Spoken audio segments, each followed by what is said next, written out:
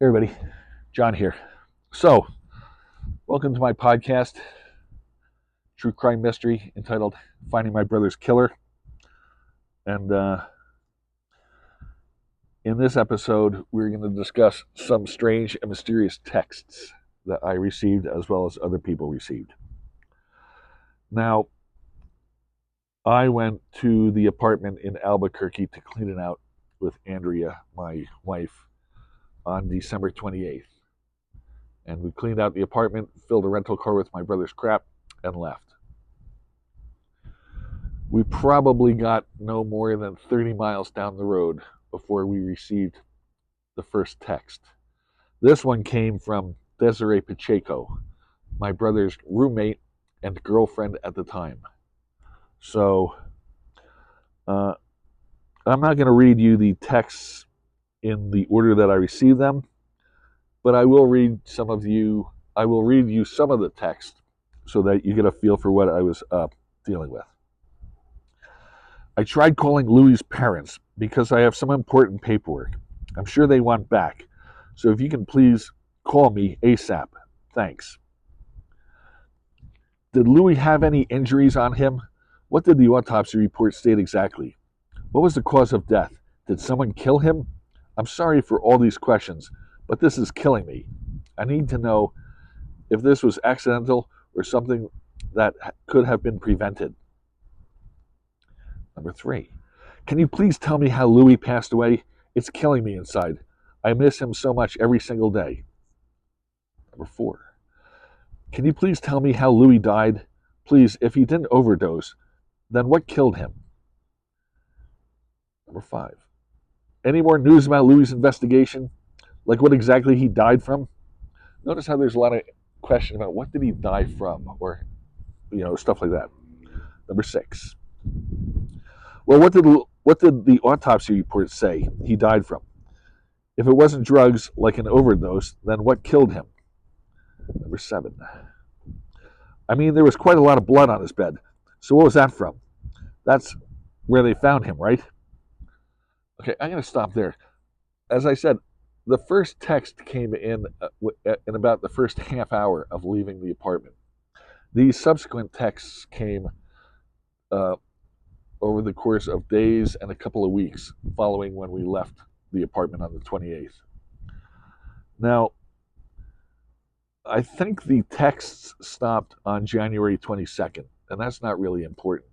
What is important, though, is I personally received 16 texts like this.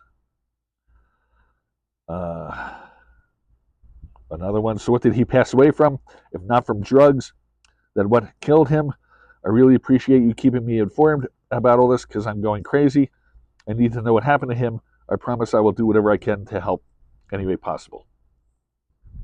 16 of these asking for this kind of detail and information. So I picked up the phone and I called home. And I mentioned this to my mom, and she said, well, that's interesting because we've had probably,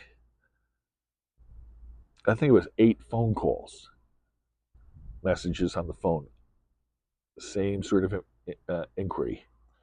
And then somehow I found out later that there were, I think, about 6 calls from Desiree Pacheco to the management office for the apartment complex.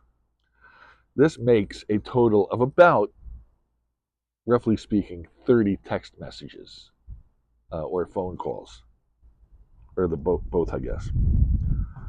So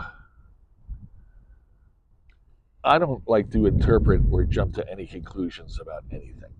I do the research and I let others tell me what it means.